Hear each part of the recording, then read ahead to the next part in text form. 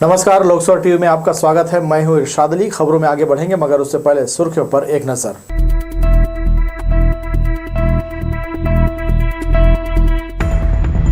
सुबह शाम छाने लगा कोहरा, बारिश की बूंदों ने बढ़ाई ठंड, तापमान में लगातार गिरावट जारी।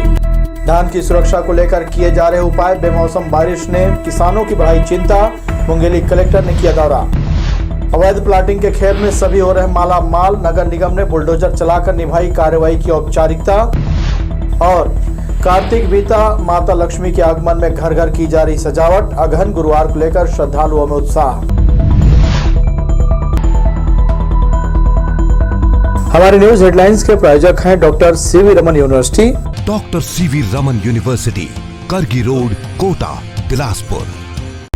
सुबह शाम छाने लगा कोहरा, बारिश की बूंदों ने बढ़ाई ठंड, तापमान में लगातार गिरावट जारी। धान की सुरक्षा को लेकर किए जा रहे उपाय, बेमौसम बारिश ने किसानों की बढ़ाई चिंता, मुंगेली कलेक्टर ने किया दौरा।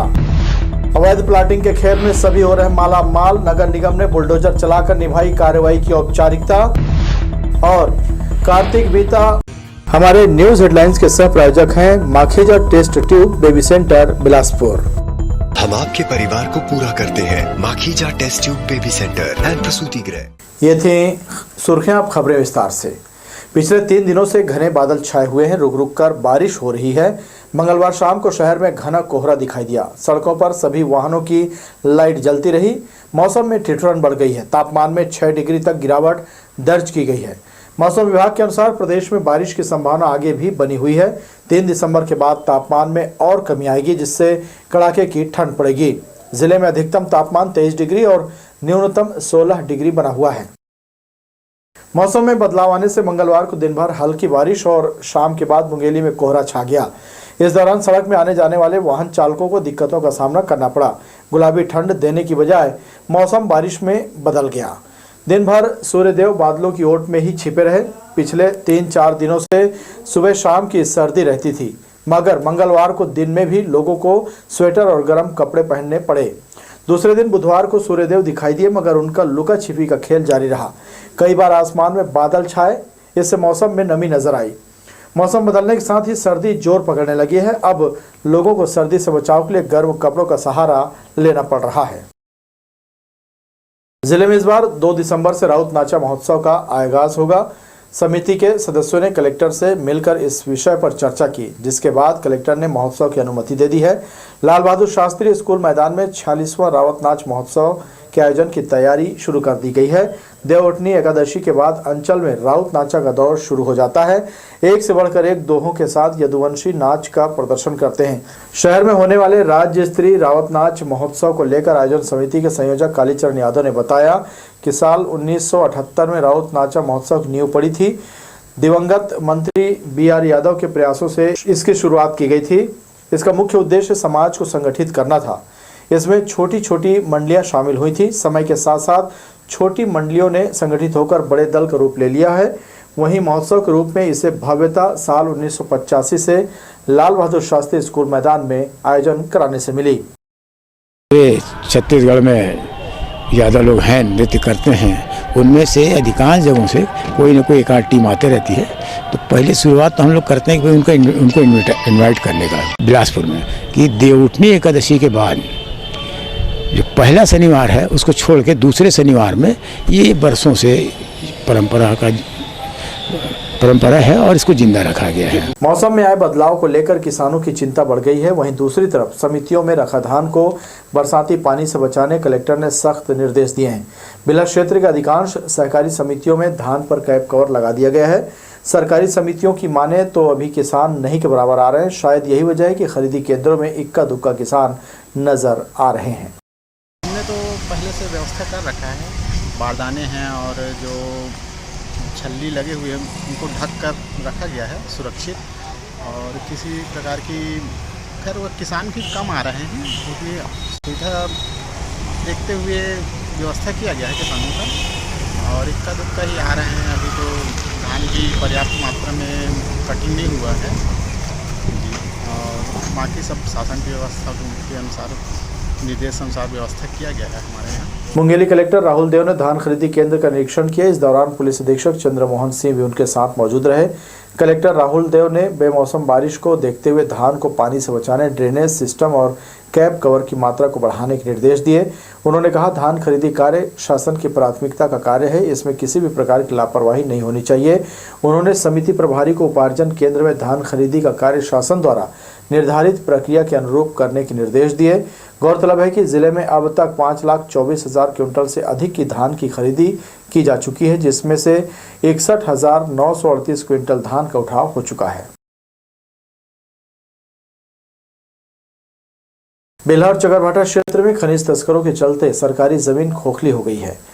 तस्करों की इस करतूत के चलते चकरभाटा, बस्ती, रहंगी, तेलसरा, धमनी, कड़ार, सिमार जैसे कई क्षेत्रों में गड्ढे गड्ढे नजर आएंगे। खनिज अधिकारी कार्रवाई के नाम पर महज एक दिखावा ही करते हैं। खनिज विभाग चकरभाटा क्षेत्र में अवैध मुरुम तस्करी कर रहे एक हाईवा को पकड़ा और चकरभाटा थाने में सुरक्षा के लिहाज से रखवा दिया है। ऐसा नहीं है कि खनिज विभाग को क्षेत्र में चल रहे अवैध खनन की जानकारी ना हो, मगर सेटिंग के चलते भला कार्रवाई भी हो कैसे।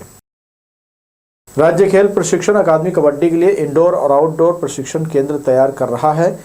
बहतराई खेल मैदान में राज्य का पहला महिला कबड्डी प्रशिक्षण केंद्र आकार ले रहा है, जिसकी लागत करीब 5 करोड़ रुपए आएगी। सर्व सुविधा वाले प्रशिक्षण भवन में 30 महिला खिलाड़ियों के रुकने और खेलने का इंतजाम रहेगा। बारिश छोड़कर बाकी समय गतिविधियों के लिए आउटडोर मैदान बनाया जाएगा।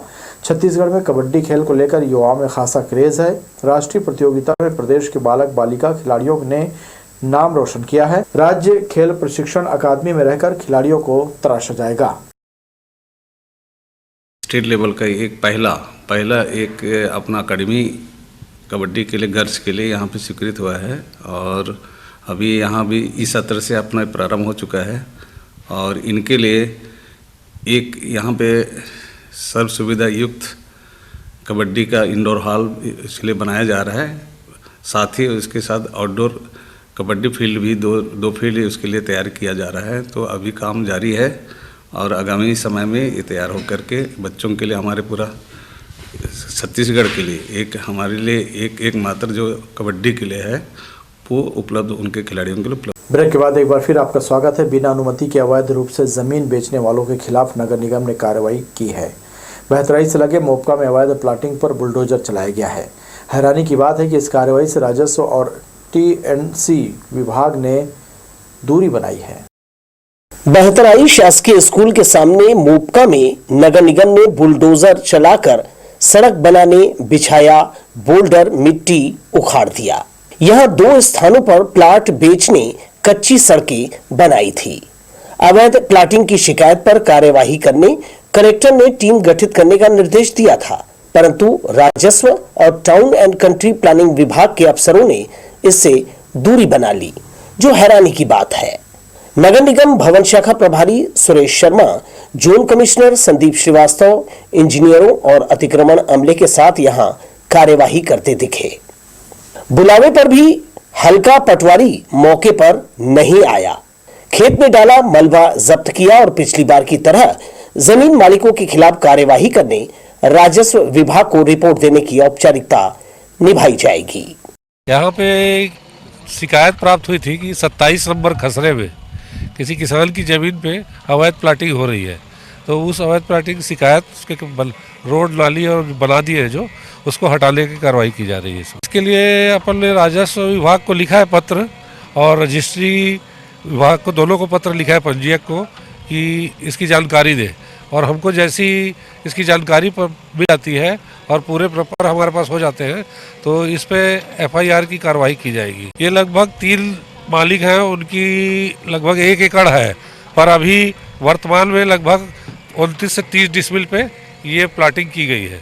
कार्यवाही के दौरान यहां पहुंचकर कुछ लोग फोन पर बात कर रहे थे। कुछ देर बाद वही लोग निगम के अधिकारियों से बतियाते भी दिखे। इससे कार्यवाही पर संदेह होने लगा है। करीब 1 एकड़ खेत के 1 से ज्यादा मालिक हैं।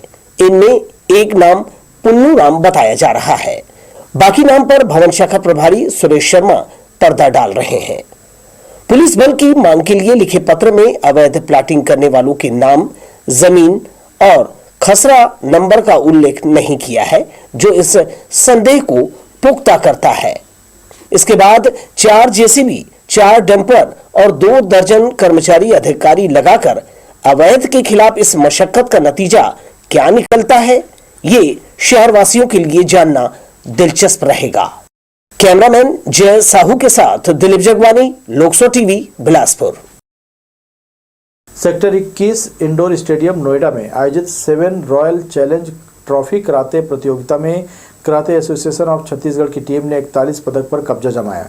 बुधवार को सभी विजेता अपने पदक लेकर नोएडा से बिलासपुर लौटे, जहां रेलवे स्टेशन में उनका गर्मजोशी से स्वागत किया गया।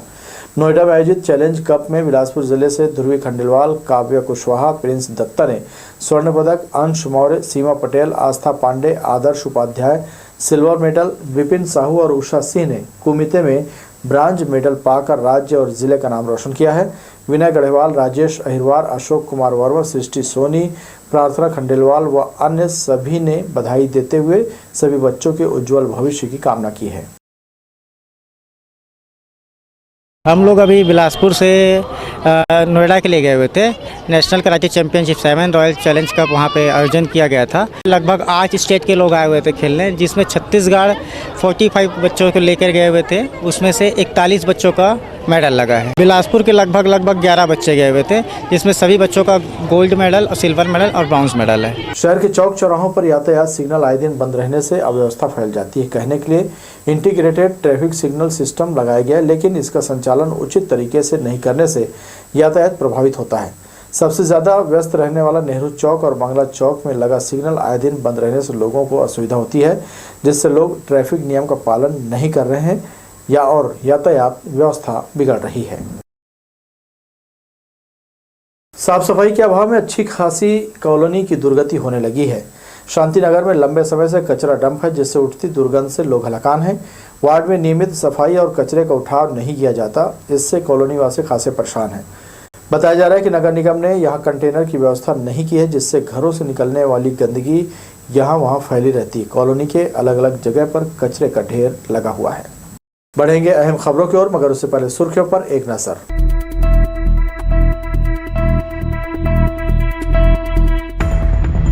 सुबह शाम छाने लगा कोहरा, बारिश की बूंदों ने बढ़ाई ठंड, तापमान में लगातार गिरावट जारी।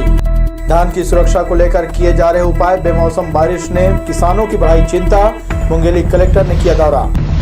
अवैध प्लाटिंग के खेत में सभी हो रहे माला माल, नगर निगम ने बुलडोजर चलाकर निभाई कार्रवाई की औपचारिकता। और कार्तिक बीता, माता लक्ष्मी के आगमन में घर घर की जा रही सजावट, अगहन गुरुवार को लेकर श्रद्धालुओं में उत्साह। हमारे न्यूज हेडलाइंस के प्रायोजक हैं doctor C V Raman university. Doctor C V Raman university, Kargi road, Kota, Bilaspur. हमारे न्यूज हेडलाइंस के सह प्रायोजक हैं Makhija test tube baby centre, Bilaspur. हम आपके परिवार को पूरा करते हैं। Makhija test tube baby centre and प्रसूति गृह। अगहन महीना की शुरुआत हो चुकी है। इस महीने में गुरुवार का काफी महत्व माना जाता है, जिसे अगहन गुरुवार कहते हैं। इस महीने हर गुरुवार के दिन माँ लक्ष्मी को प्रसन्न करने के लिए पूरे विधि विधान से पूजा की जाती है। माता को प्रसन्न करने और महालक्ष्मी की कृपा सदैव परिवार पर बनी रहे, इसके लिए अगहन गुरुवार के मौके पर घर में महिलाओं द्वारा माँ लक्ष्मी की विशेष पूजा पाठ की जाती है।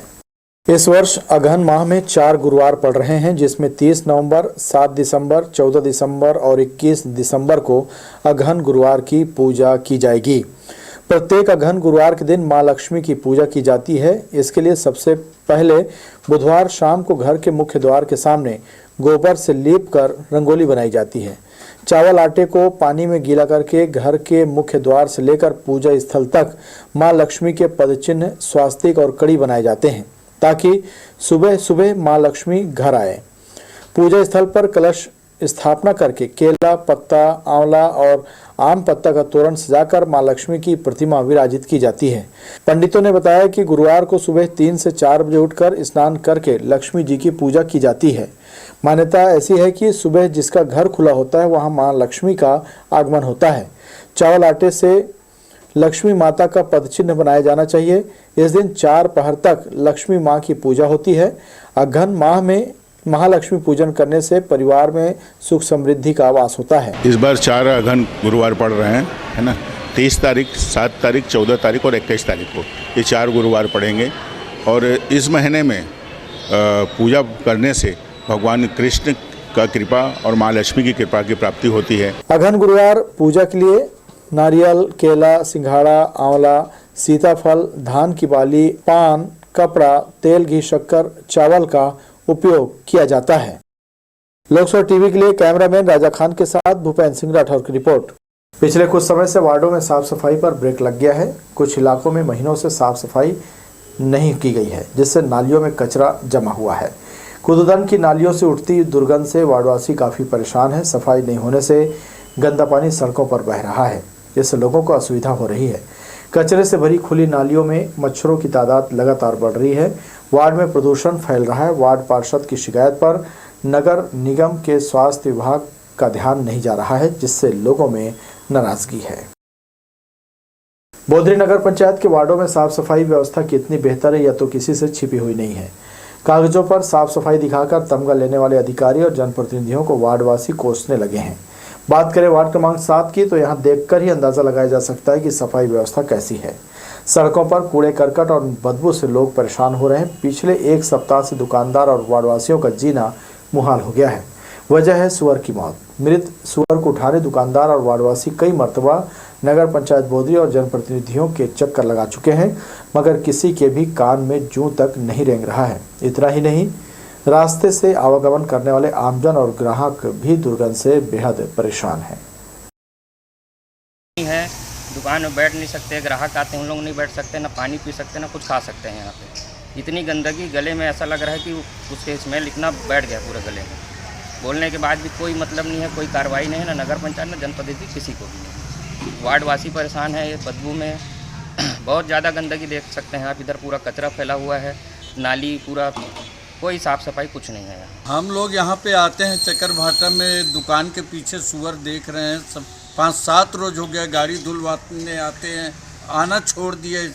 यहाँ गाड़ी का काम कराने की जगह से यहाँ ना तो चाय पी सकते, ना कि कुछ भी कर सकते, नाश्ता कर सकते। इतना बास करता है कि जिसका कोई हद नहीं है। गंदगी इतनी ज़्यादा रहती है यहाँ पर, और ये सब्जी मार्केट से लेकर सिर्फ यहाँ तक इतनी गंदगी है कि यहाँ जीना दूभर हो गया है।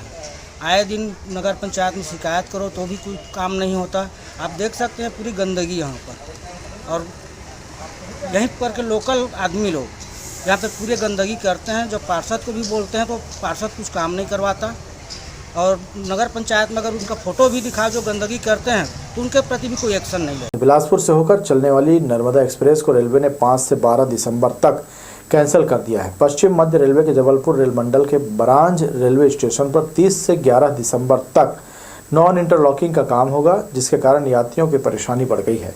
रेलवे के अधिकारियों ने बताया कि दक्षिण पूर्व मध्य रेलवे जोन के साथ ही विभिन्न रेलवे जोन में इंफ्रास्ट्रक्चर और डेवलपमेंट का काम तेजी से चल रहा है, जिसका असर यात्री ट्रेनों पर पड़ रहा है। विकास कार्यों के बहाने रेल प्रशासन लगातार ट्रेनों को कैंसिल कर रहा है। इस काम की वजह से एक साथ 7 दिनों तक ट्रेनों को कैंसिल करने की वजह से यात्रियों को परेशानी होगी। खासकर वे यात्री जिन्होंने जरूरी काम के सिलसिले में रिजर्वेशन कराया है, वह मायूस हो गए। अब उन्हें दूसरी ट्रेन में आरक्षण कराने के लिए जद्दोजहद करनी पड़ेगी। ओवरब्रिज और फ्लाईओवर की सुविधा होने के बाद भी लोग अपनी जान जोखिम में डालकर तिफरा रेल लाइन पार करने से बाज नहीं आ रहे। आसपास रहने वाले लोग बच्चों को शॉर्टकट के फेर में आकर स्कूल से आना जाना करते हैं। ओवरब्रिज बनने के बाद रेल लाइन का फाटक बंद कर दिया गया है, लेकिन लोग जगह बनाकर पटरियां पार कर रहे हैं। इससे कभी भी हादसा हो सकता है। ब्रिज के नीचे फाटक की ओर सड़क को पूरी तरह बंद नहीं करने से रेल लाइन की ओर लोगों की आवाजाही लगातार जारी है। रेलवे प्रशासन द्वारा अधोसंरचना विकास के लिए ईस्ट कोस्ट रेलवे के संबलपुर रेल मंडल के अंतर्गत सरला संबलपुर सेक्शन में ब्लॉक लेकर आवश्यक रखरखाव किया जाएगा। यह काम मंगलवार से शुरू हो गया है, जो 5 दिसंबर तक चलेगा। इसके चलते 29 नवंबर, 1, 2, 4 और 5 दिसंबर तक टिटलागढ़ से चलने वाली 08263 टिटलागढ़ बिलासपुर पैसेंजर स्पेशल संबलपुर में समाप्त होगी। संबलपुर से ही 08264 बिलासपुर टिटलागढ़ पैसेंजर स्पेशल बनकर टिटलागढ़ के लिए रवाना होगी। इसी तरह 29 नवंबर और 1, 2, 4 व 5 दिसंबर को टिटलागढ़ बिलासपुर पैसेंजर संबलपुर और रेंगाली के बीच रद्द रहेगी। इस पैसेंजर ट्रेन के रद्द होने से छोटे स्टेशनों में यात्रा करने वाले यात्रियों को इन तारीखों पर काफ़ी दिक्कतों का सामना करना पड़ेगा। सिविल लाइन थाने में महिला ने इमलीपारा निवासी गगन कुमार महिलांगे के खिलाफ भय दोहन की शिकायत की है। पीड़िता के अनुसार उसका फोटो एडिट कर इंस्टाग्राम में अपलोड कर दिया गया है। इंटरनेट से फोटो हटाने के एवज में पीड़िता की मां से 20,000 रुपए की आरोपी मांग कर रहा है। विरोध करने पर आरोपी ने पीड़िता को बेइज्जत करने के इरादे से उसका हाथ पकड़ लिया, जिसके बाद पीड़िता की शिकायत पर सिविल लाइन थाने में आईपीसी की धारा 354, 509 ख तथा पॉक्सो एक्ट की धारा 8 के तहत एफआईआर दर्ज की गई है। महिला संबंधित मामले को देखते हुए थाना स्तर पर टीम बनाकर आरोपी गगन कुमार महिलांगे को उसके घर इमलीपारा में दबिश देकर विधिवत गिरफ्तार किया गया और न्यायिक रिमांड पर जेल भेज दिया गया। एक लड़का उसके आगे पीछे करता है, पीछा करता है, बार बार उसको परेशान करता है और उसके साथ रिश्ता बनाने के लिए बोलता है और उसकी माँ को उसका जो फुटेज है, जो उसका फ़ोटो है, उस पर एडिटिंग करके उसकी माँ को भेजा था, जिसके एवज में, जिसको डिलीट करने के एवज में 20,000 रुपये की मांग कर रहा था। पीड़िता की रिपोर्ट पर श्रीमान पुलिस अधीक्षक महोदय को अवगत कराया गया। श्रीमान पुलिस अधीक्षक महोदय श्री संतोष कुमार सिंह द्वारा कड़ी कार्रवाई करने के निर्देश प्राप्त होने पर तत्काल आरोपी गगन महिलांगे जो इमलीपारा का निवासी है, घेराबंदी कर पकड़ा गया, वैधानिक कार्रवाई की गई है। तो ये थी हमारी लोकसभा टीवी की तमाम खबरें। अगले बुलेटिन में आपसे फिर होगी मुलाकात। तब तक के लिए इरशाद को दीजिए इजाज़त। नमस्कार।